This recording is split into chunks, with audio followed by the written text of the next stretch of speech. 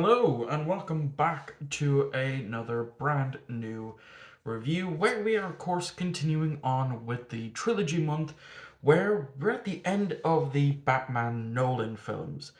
And yeah, I literally just finished watching The Dark Knight Rises.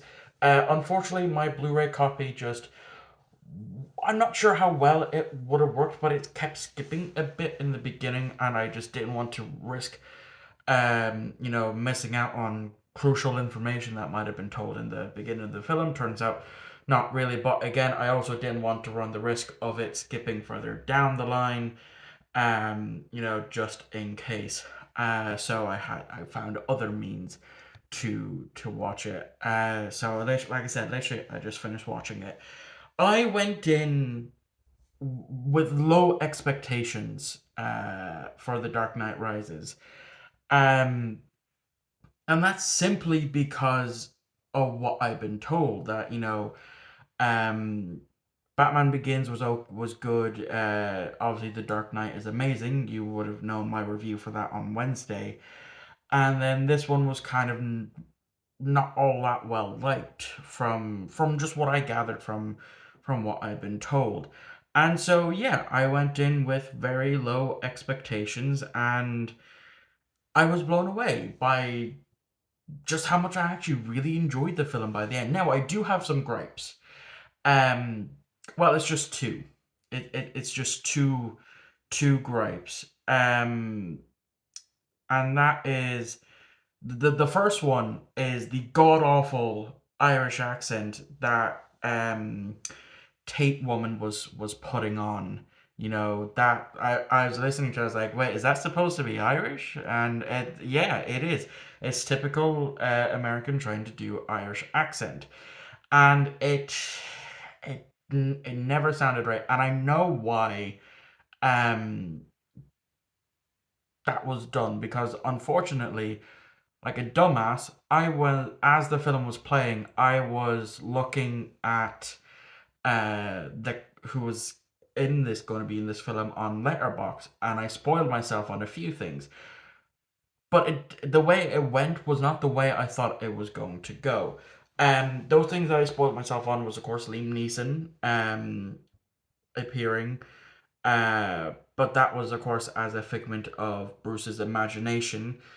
Um, the name of the Tate woman who something Al Ghul or whatever it was, T something Al Ghul. I literally just finished it. I'm not really. I'm tired. It's 11 o'clock at night here. Um, and so I got spoiled on that. But I what I didn't get spoiled was I thought she was Bane's mother. I thought like the way it set it up in the film that it was going to be revealed that she was Bane's mother and that Ra's al Ghul was Bane's father. And then, of course, at the last second, it flips the switch on that on me, and I was like, "Oh, I did not see that coming." Uh, which I thoroughly enjoyed. I love that because as it was, setting it up as I figured it out, I was like, "Oh, so she's going to be Bane's mother, and Ra's al Ghul is going to be Bane's father," and I figured out before it even spelled it out. But then, of course, as I said, the rug got pulled underneath me, and it turns out that it was her that was the daughter of Ra's al Ghul.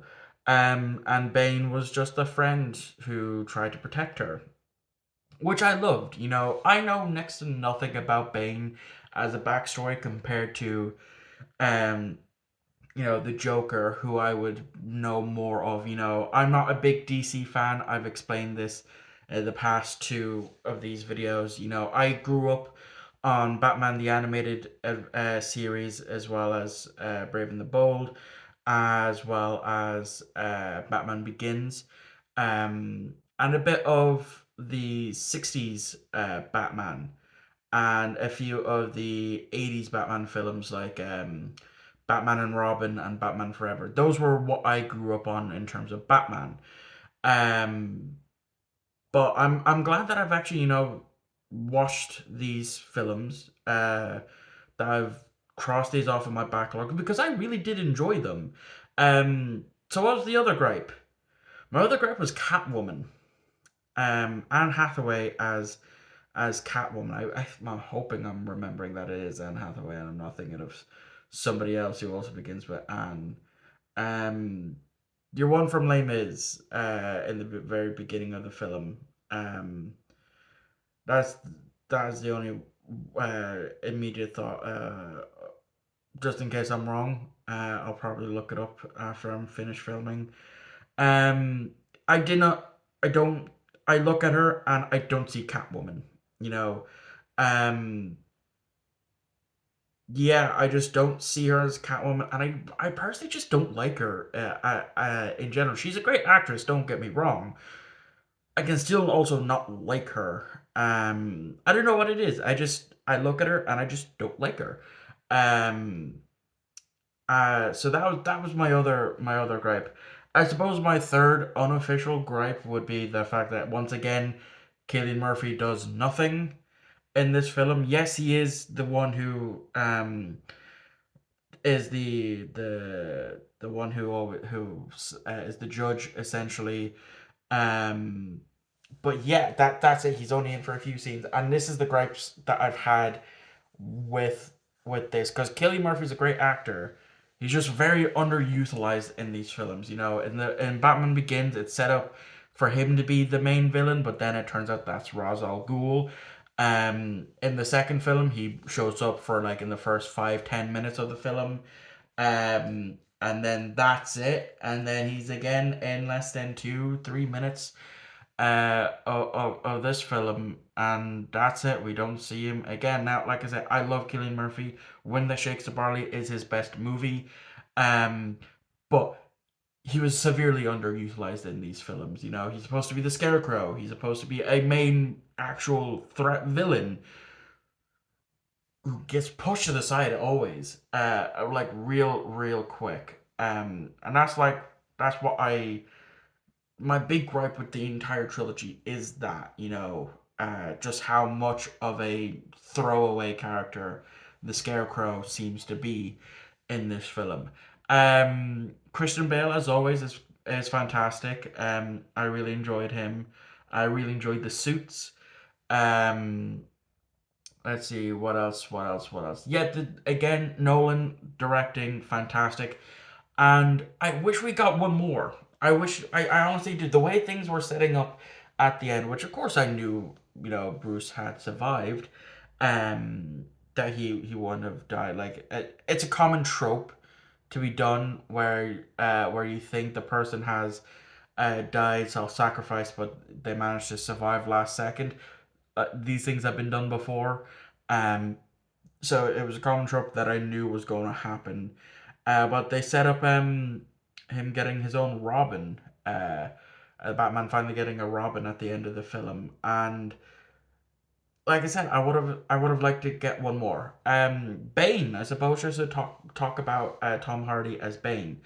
Um, he was all right. He was all right. Definitely overpowered Batman, which was obvious in their first real fight, when Bane broke his back.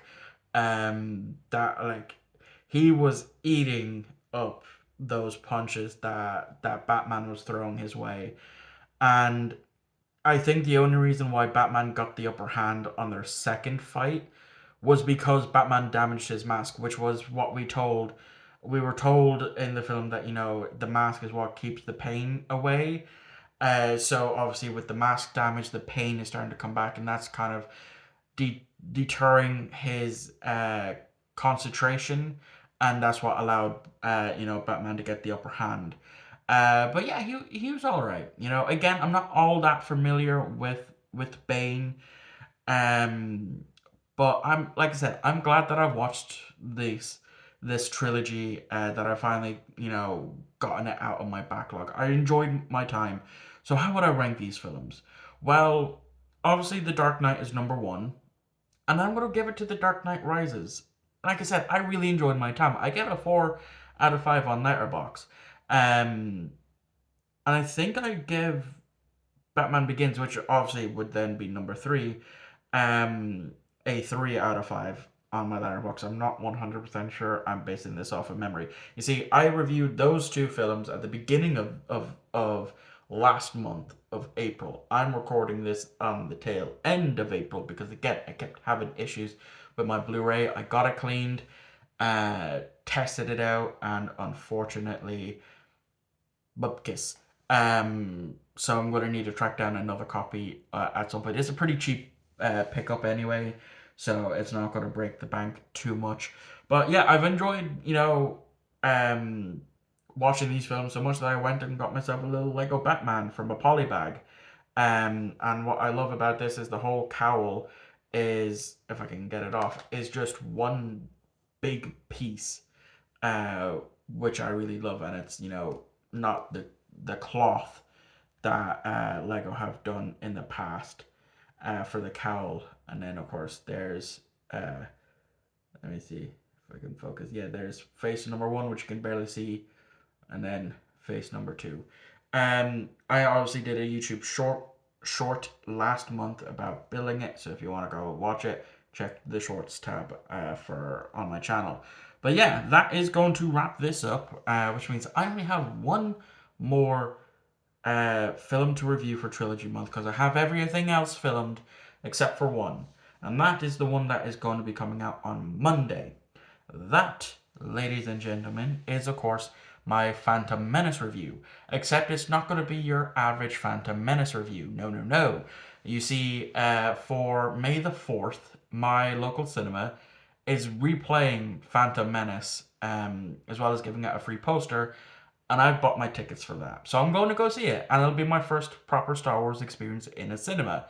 So to see how that goes as the first proper Cinevlog of the year, come back on Monday, same time, 3 p.m. GMT plus 1, to see that as we continue on in this trilogy month. So thank you all for watching. I hope you enjoyed. Of course, let me know what you thought of this movie as well as the whole Nolan trilogy in the comments down below. I look forward to hearing what you have to say.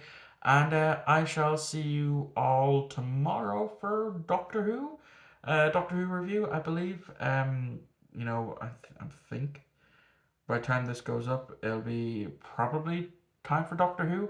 But anyway, yeah. I shall see you all. If it is Doctor Who tomorrow, I'll see you for Doctor Who. If not, it'll be for the weekly pickups video.